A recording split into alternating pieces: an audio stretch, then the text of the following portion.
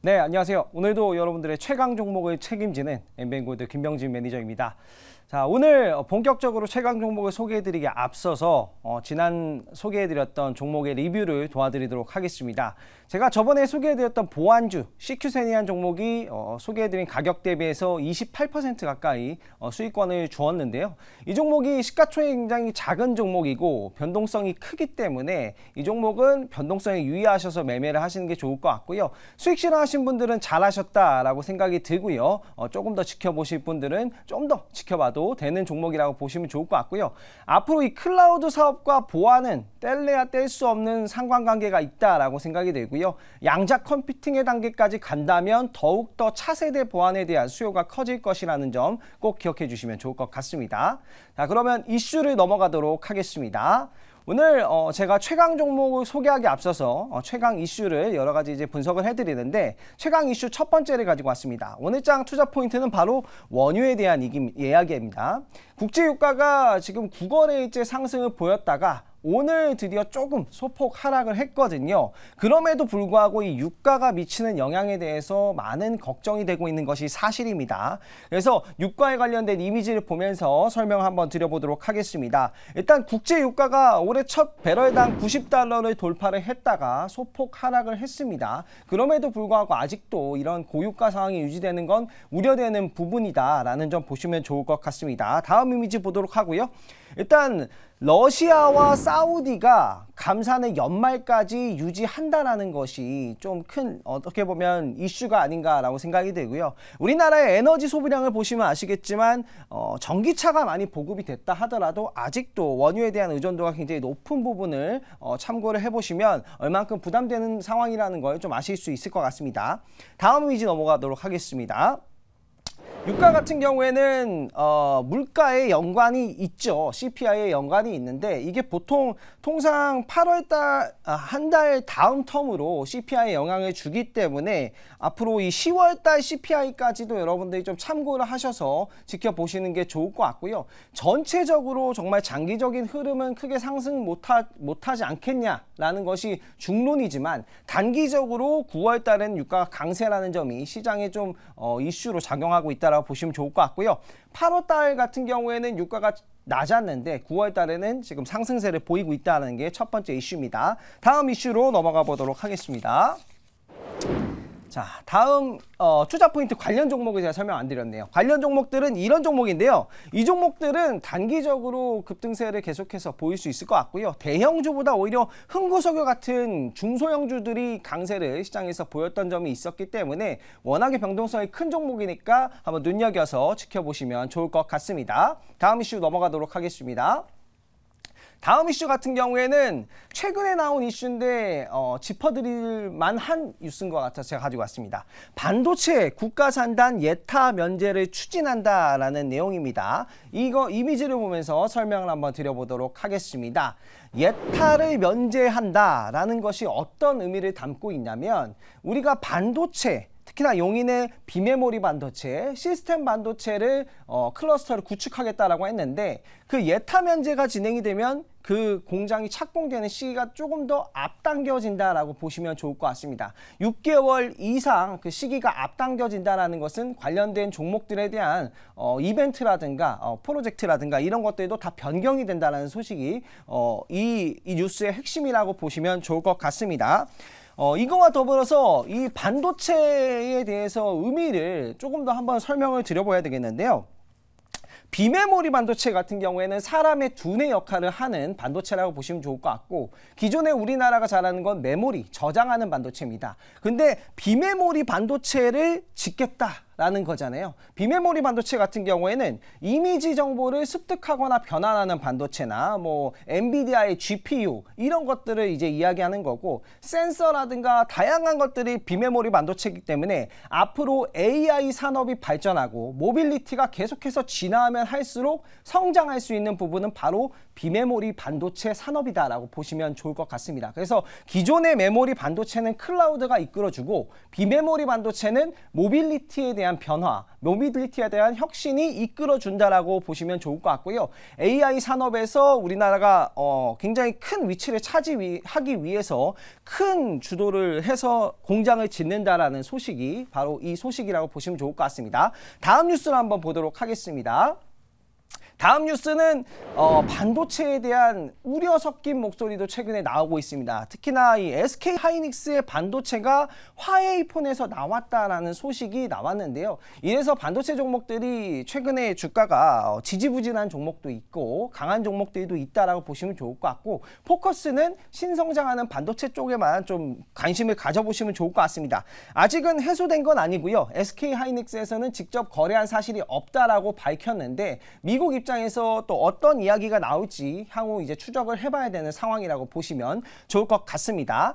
다음 이미지, 관련된 종목들 한번 보고 다음 뉴스 넘어가도록 할게요.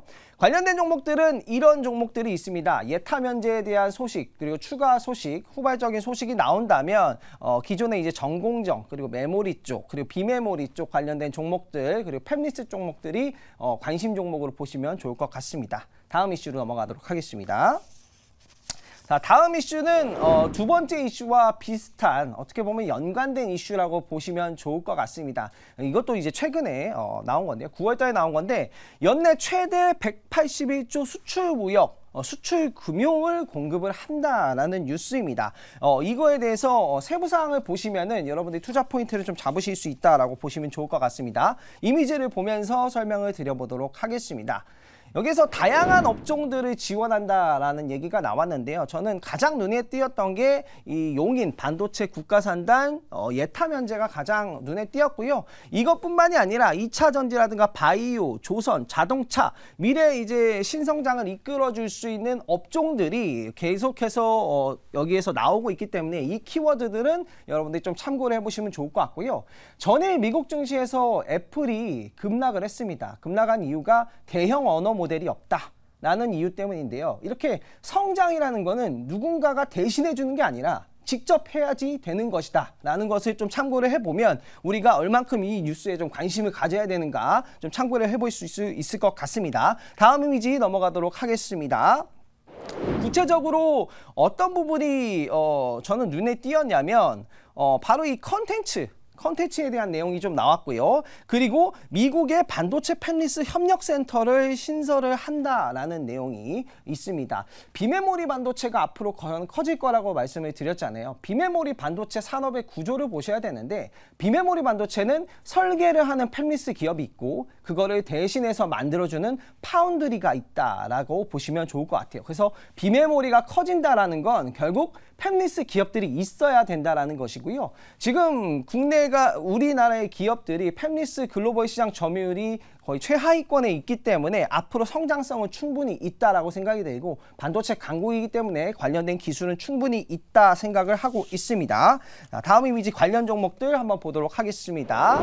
자, 이거는 지난 3월에 나왔던 뉴스입니다. 지난 3월에 뭐 반도체 클러스터 구축에 대한 얘기가 나왔는데, 여기에서도 보시면 아시겠지만 팹리스에 대한 이야기가 나왔고요. 다음 보도록 하겠습니다. 이미지. 자, 다음 이미지를 보면 관련된 종목들은 이렇게 스타 팹리스 관련된 종목들이 최근에 눈에 띄고요. 반도체 종목들이 안 좋다라는 얘기가 나왔지만 전일 파도 같은 반도체 팹리스 기업은 거래대금에 5천억 이상 실리면서 강세를 보였기 때문에 이런 스타 팹리스 기업들의 성장세를 지켜보시는 것이 좀 좋은 투자 포인트가 될 수 있을 것 같습니다. 자, 이제는 여러분들에게 최강 종목을 소개해드리는 시간으로 넘어가 보도록 하겠습니다. 최강 종목 한번 소개해 보도록 하겠습니다. 자, 오늘의 최강 종목은 파도입니다. 어제 5천억이 거래가 되면서 굉장히 강한 상승세를 보였거든요. 사실 전일이 보호예수가 풀리는 날이다 해서 모두가 하락을 예상했는데 오히려 5천억이라는 거래대금이 실리면서 강한 상승세를 보였다라고 생각이 되고요. 지금 반도체 관련된 종목들이 다 가는 게 아니라 대부분은 하락하고 있지만 이런 몇몇 종목들은 강세를 보이고 있고, 오늘은 특히나 금요일장이죠. 금요일장에서 단기 매매를 좀 선호하시는 분들은 유동성이 높은 거래량이 많이 나오는 종목들을 선호하시기 때문에 오늘은 파도를 꼽았다라고 보시면 좋을 것 같습니다. 이 기업은 데이터 센터, 특히나 이제 SSD용 컨트롤러를 생산한다라고 보시면 좋을 것 같습니다. 이 SSD용 컨트롤러 성능이 좋으면 데이터를 읽고 쓰는 속도가 빨라진다라는 것이고요. 앞으로 이제 뭐 서버라든가 이런 쪽으로 더욱더 커갈 수 있는 기업이라고 보시면 좋을 것 같고, AI 서비스가 이제 대중화되면 데이터를 읽고 쓰는데 굉장히 강력한 기능을 가진 SSD가 반드시 많이 팔릴 수밖에 없고요. SSD는 데이터를 읽기 위한 기능이기 때문에 사실 컨트롤러가 저는 가장 중요한 부분이다라고 생각이 되고요.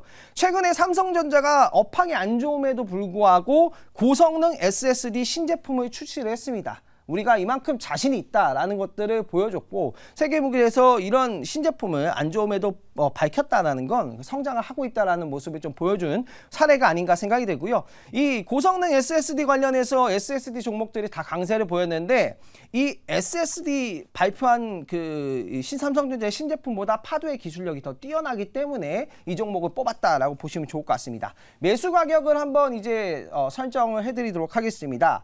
매수가는요, 오늘 시초가로 잡아보도록 하겠습니다. 그리고 어제 차트를 보시면 아시겠지만 5천억 이상의 거래 대금이 쏠렸습니다. 보호예수가 풀리는 날인데도 불구하고 강했다. 여기에서 추가 상승이 나오면 전고점 돌파까지도 한번 기대를 해볼 수 있겠죠. 그래서 오늘 이 종목을 도전을 해보도록 하고요. 목표가는 저는 47,000원. 전고점을 돌파를 한다라고 보고 이 종목을 가지고 왔다 보시면 좋을 것 같고요. 손절 라인은 이 지지선 라인이 이탈되는 37,000원으로 잡아보도록 하겠습니다.